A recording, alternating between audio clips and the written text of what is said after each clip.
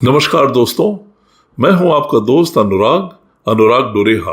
आपकी पैसों की समस्याओं को लेकर आपने देखा होगा कि मैं अपने पहले के वीडियो में 2 बातें जरूर बताता आ रहा हूं। पहली बात, इनकम का कम होना आपकी समस्या नहीं है, बल्कि जो कमाकर आ गया उसका आपने क्या किया वो है आपकी समस्या। और दूसरी बात, आपकी लगातार खोज कि पैसा कहाँ डालें वो है आपकी दूसरी समस्या। मर्ज का पता नहीं और दवा खोजने निकल पड़े। इस वीडियो में आइए मैं आपका ध्यान एक और गलती पर डालता हूँ जो बहुत ही इंटरेस्टिंग और बहुत ही कॉमन है। इस वीडियो को भी बहुत ध्यान से देखिए और बिना स्किप किए हुए आखिर तक देखिए। इधर कई दिनों से अचानक मेरे पास कई लोगों के फोन आना शुरू हुए और सब एक ही बात कर रहे हैं, मुझे शेयर्स में पैसा डालना है, बताइए क्या करूं। जिसे देखो वो बस शेयर्स की ही बात कर रहा है। और कुछ लोग तो इतने बेताब हो रहे हैं कि कह रहे हैं कि अभी लगाना है और जो कुछ पल्ले में है सारा का सारा लगाना है। जब उनसे इस हड़बड़ी का कारण पूछा तो सबका एक ही जवाब था। प्रधानमंत्री मोदी जी ने एक इंटरव्यू में कहा है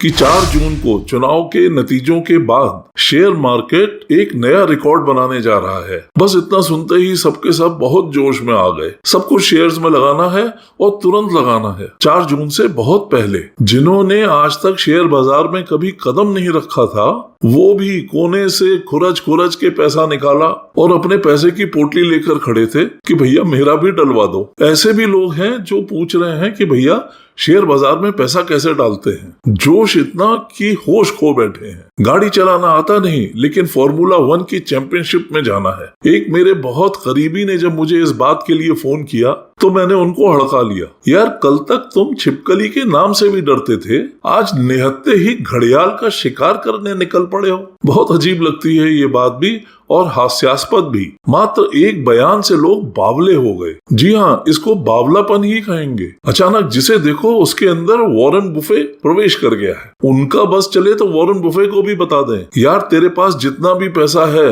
4 जून से पहले हिंदुस्तान के शेयर मार्केट में लगा दे। मैं भी लगा रहा हूँ। जिस तरह से मेरे पास लोगों के फोन पे फोन आ रहे हैं, लगता है जैसे कोई भयंकर छूत की बीमारी लग गई है। एक से दूसरा, दूसरे से तीसरा, मतलब रुकने का नाम ही नहीं रही है। सब भेड़ बन गए हैं और भेड़ चाल में लग गए हैं। खैर लोगों की भेड़ चाल कोई नई बात नहीं है। तूने खाली पेट हल्दी चबाई तो मैं भी चबाऊंगा, तूने करेले का जूस पिया तो मैं भी पीऊंगा, फलाना अपने पैसे कहाँ डाल रहा है मैं भी वहीं डालूंगा। नकल विदाउट अकल पर भी मेरा एक यूट्यूब वीडियो है, अगर आपने नहीं देखा हो तो जरूर देखें। इस भेड़ चाल में एक चाल और भी है। जब मार्केट में आग लगी होती है तो इन्हें खरीदने की सूझती है। जब मार्केट नीचे जाता है तो ये मायूस हो जाते हैं, चिंतित होते हैं और बेच के निकल लेते हैं। मतलब बिल्कुल उल्टी चाल चलते हैं। आज की तारीख में ये सिर्फ एक चाल नहीं बल्कि एक रेस सी चालू हो गई है। दूसरा इस रेस में दौड़े उसके पहले मैं दौड़ लगा दूं। 4 जून से पहले कहीं मैं इस रेस में पीछे ना रह जाऊं और दूसरा आगे ना निकल जाए। ऐसा लग रहा है जैसे 4 जून के बाद इन्वेस्टमेंट की दुनिया ही खत्म होने जा रही है। उसके बाद तो पैसा डालने का मौका आएगा ही नहीं।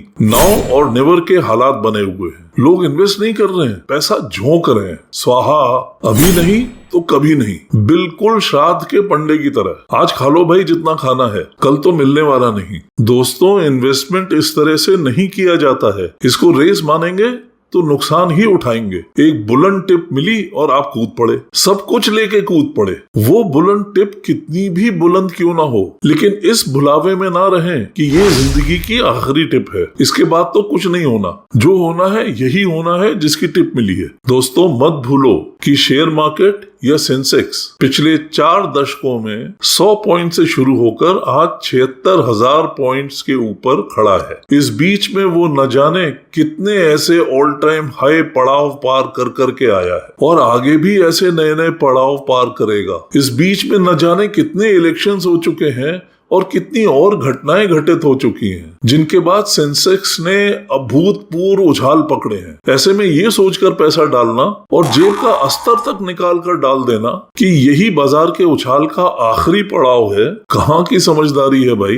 एक बात याद रखिए, जब भी कोई कहता है कि ये बाजार का ऑल टाइम हाई है, वो इतिहास की बात कर रहा है। मतलब आज से पहले ये इतना ऊपर कभी नहीं गया, लेकिन भविष्य में ये इसके ऊपर भी नहीं जाएगा। ऐसा ऑल टाइम हाई का मतलब नहीं होता है, मगर आप में से बहुत से लोग इसे एवरेस्ट की चोटी समझ के बैठ जाते हैं कि भाई इससे ऊंची तो कोई और चोटी है ही नहीं, इसे ही पकड़ के बैठ जाओ। और ऐसा क्यों हो रहा है? सिर्फ एक कारण है, हमारी रातों रात अरबपति खरबपति बनने की हवस। इधर से पैसा डालो, उधर से निकालो, फिर तो भैया लॉटरी खेल लो। लग गई तो शाम को खुशी की पी लेना, और घुस गई तो गम की पी लेना। अब आप तय कर लो कि आप इन्वेस्ट करना चाह रहे हो या लॉटरी खेलना चाह रहे हो। इस तरह के शॉर्ट टर्म मार्केट प्रेडिक्शंस के ऊपर इस तरह से रिएक्ट करना लॉटरी खेलना ही है।